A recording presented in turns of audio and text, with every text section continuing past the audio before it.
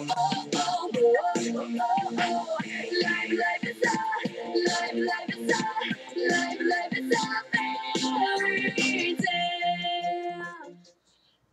everyone, you're watching the Esperanza 243. This is book reading part 12 of Long Live Menavia.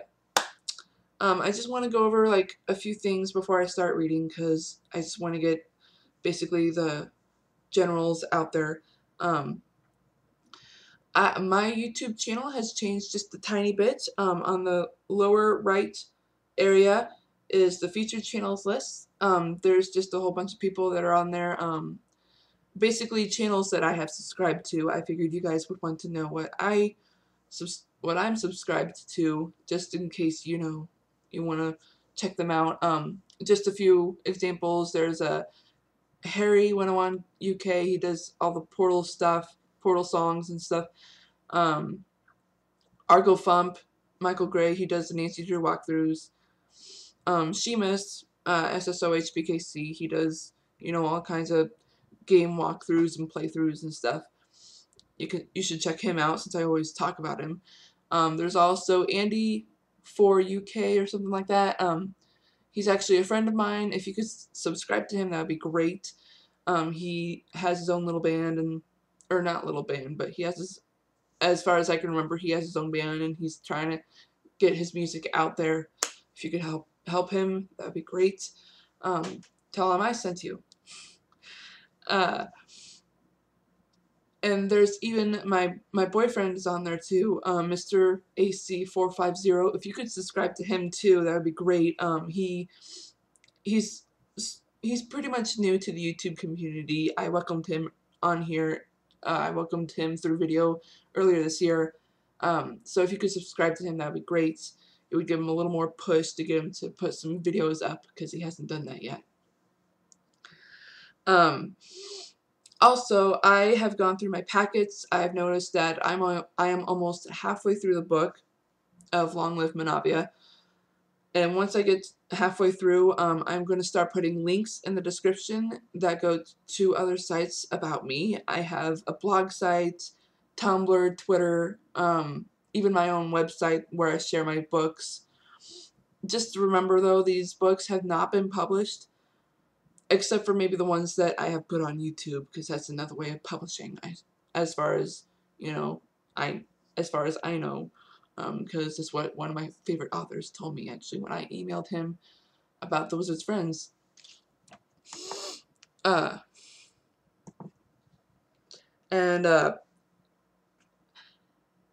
last thing.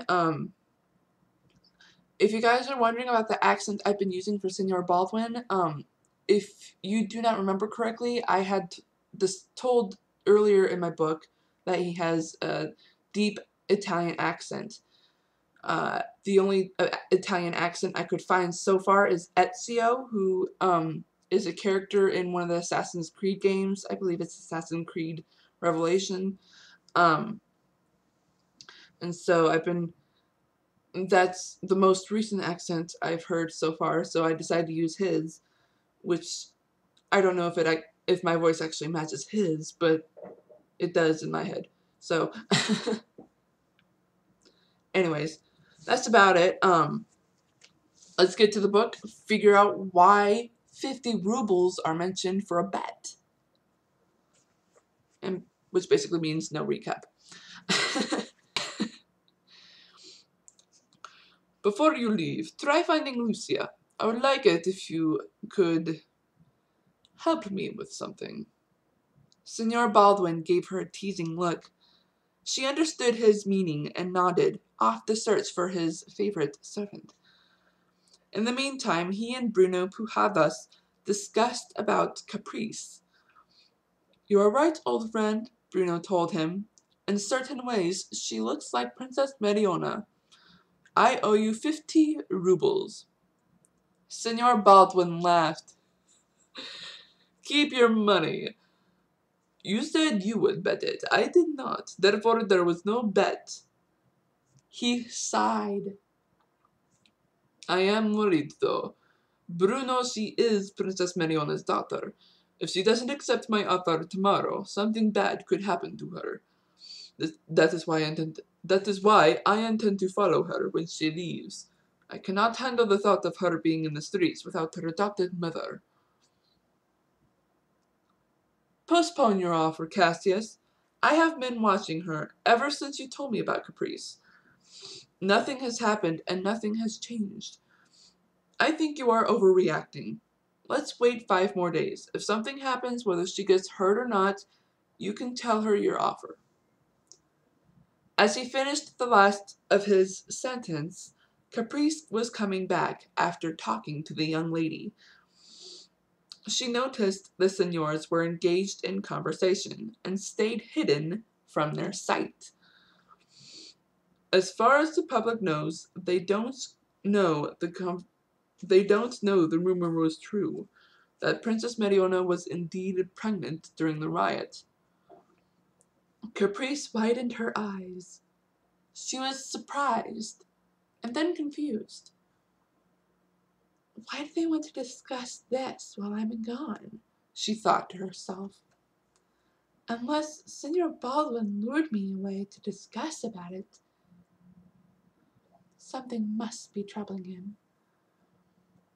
Senor Baldwin sighed again. You are right. You are right. I shall wait. He pointed a finger at his friend. The moment something happens, though, let me know. I do not want anyone harming her. Senor Bruno Pujadas gave him an interesting look. You are getting soft, old friend. Oh, sorry. Remember who you were before you became a knight. You used to be Princess Mariona's friend. Did you become attached to her? Oh, sorry. I messed up again. Did you become attached to the princess? Senor Baldwin sighed in disgust as Caprice became shocked at the news. You are worse than Narcissa. Leave that be, he hissed. That was the past. I am not letting the future of Menavia ruin again. After that, it was quiet. Senor Pujadas rolled his eyes and walked to the piano. He decided to play a nice, slow piece of Chopin. Caprice thought for a few minutes and realized her tutor did use the young lady as a ruse, so he could discuss Menavia with the gentleman. Since it had been a while after they stopped talking, she decided to enter the drawing room. The two seniors looked in her direction and sighed heavily. Senor Pujadas continued playing the piano. Lucia and I arranged an outing later on this week. You are right, Senor Baldwin. She is a bit shy. Senor Baldwin smiled softly. You are a bright young lady. Off you go now. You have a busy day tomorrow. She left the house with her violin on her way to buy materials for clothes. The senor turned to his middle-aged friend. I am going. Are you coming with me? The gentleman stopped playing and looked at him thoughtfully. I might as well. I should make certain you don't get hurt too, he said playfully, pretending to disarm him with a sword. The two laughed as they left the house. Taking a little break.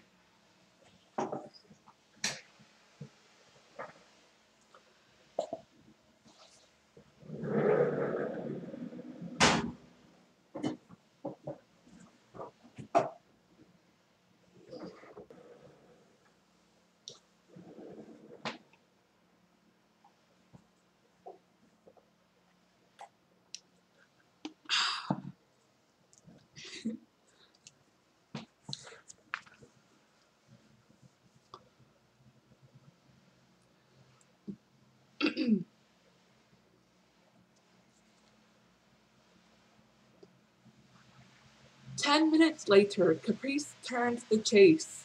and drove on to another street. "I cannot believe I forgot to buy shoes," she whispered. "I am running low on money, too.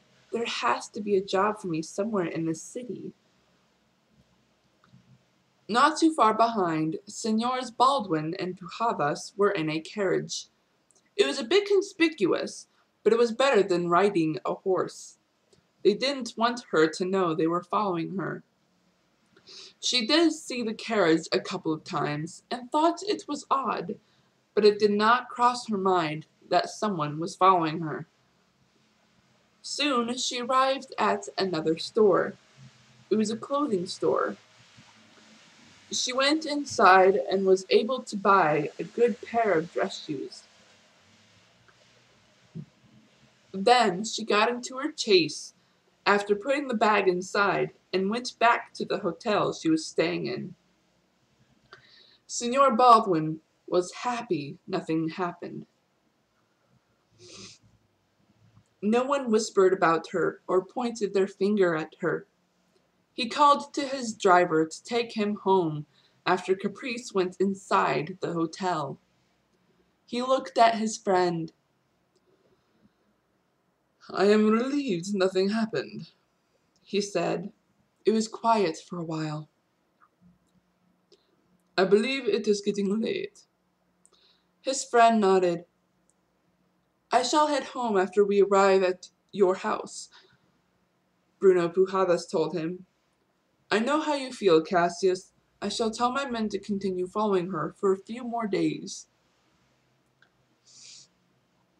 They arrived at Signor Baldwin's house and exited the carriage.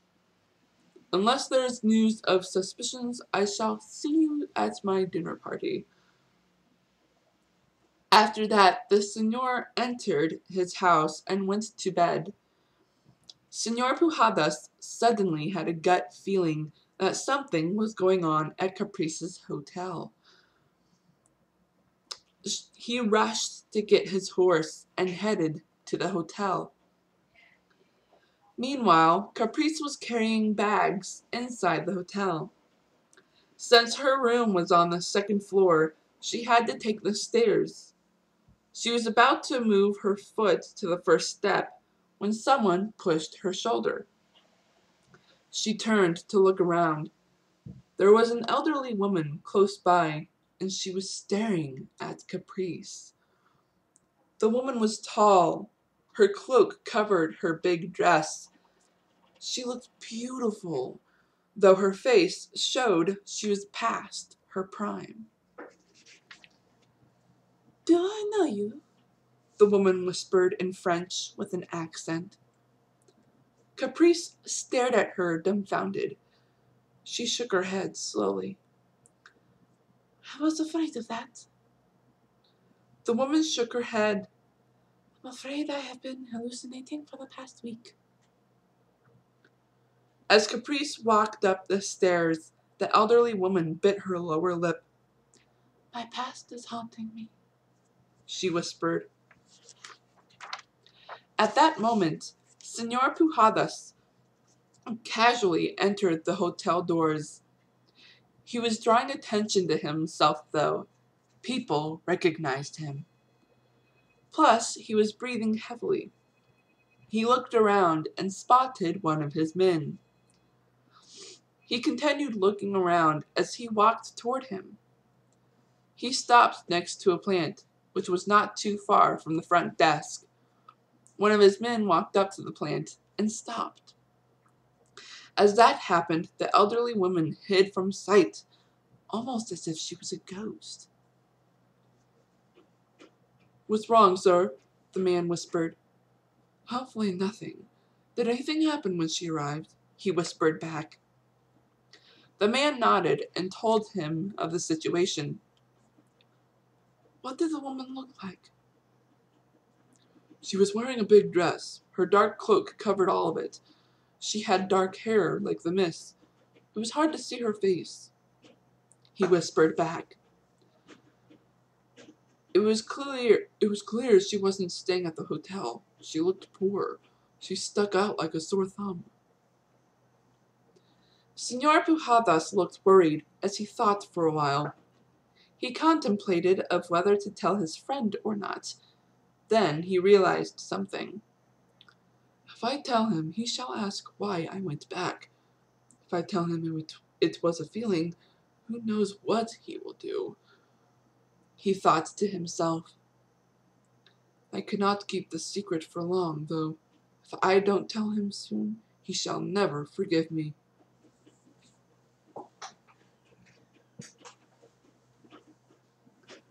He left the hotel in contemplating silence. From there, he got back on his horse and rode home. The man he talked to looked up to find the elderly woman, but she was gone. Up in Caprice's room, she was making beautiful dresses. The materials she bought were varied in design. There was silk, flannel, floral, and chiffon. From the materials she had brought from Meltrova, she was able to make 2 more dresses. When she was traveling, she regretted not making an outfit suitable. She thought of making a man's outfit to wear. Thinking about that, she stopped what she was doing, sighed, and looked around the room. She put her things aside and went to a mirror. She placed her hands upon her chest. Her bust wasn't that big, but it had been growing in the past year. She continued thinking about making a man's outfit for herself. It is nice to be treated as a woman, she thought to herself. I cannot help thinking that it would be a good idea, though. Men would treat me as one of their own. No one would be able to defend for me. She paused, still looking in the mirror. Other women probably wouldn't respect me. She looked at her face and realized she looked sad with that thought. What the heck? Who cares about them? As long as I be myself, I'm fine. She paused again. In that case, there's no reason to tape them against myself. It would show to others that I'm not afraid to be myself, she said proudly. Then she went back to what she was doing. When she finished, she started making a man's outfit for herself.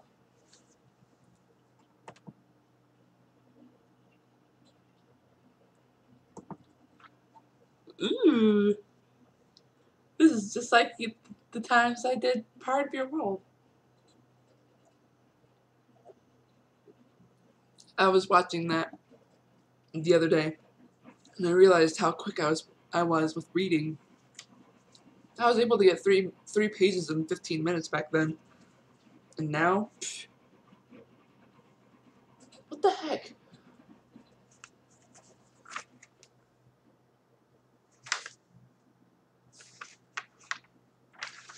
I think I'll read a little more and then I'll stop. It was 2 days later. Caprice was at Senor Baldwin's house, and it was after 5 o'clock in the evening. Carrying a shopping bag, she walked from the drawing room to the back of the house. That was when she spotted a young girl waiting for her. She smiled. Hello, Lucia. Are you ready? She asked her. Lucia nodded. Where's the washroom? I would like to do something for a quick minute. The young servant showed her where it was. When Caprice entered the washroom, she quickly and carefully put on her new outfit. It fit perfectly. She was wearing blue I don't know how that word is pronounced. She was wearing blue chiffon pants and her boots. Her top was made of light blue flannel. A flannel. She came out of the washroom with her shopping bag. When the young servant saw her, Lucia's mouth dropped. Do you like it? She shook her head in shock.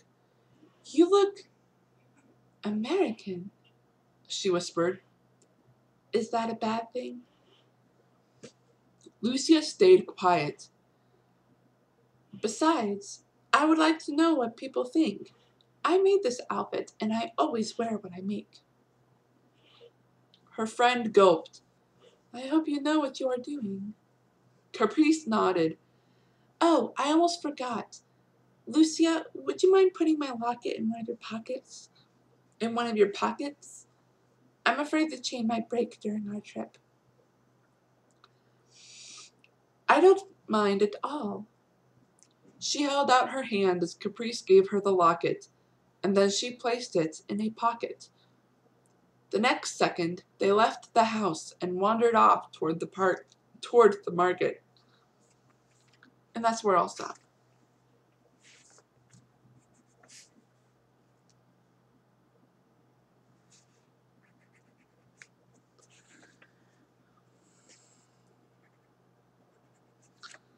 All right.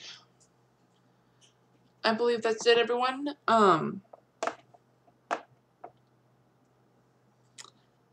I suppose I will talk to you guys later. So, this is the Esperanza 243. Signing out. I don't know the sound of each rock and stone. I embrace what others fear. You are not to roam in this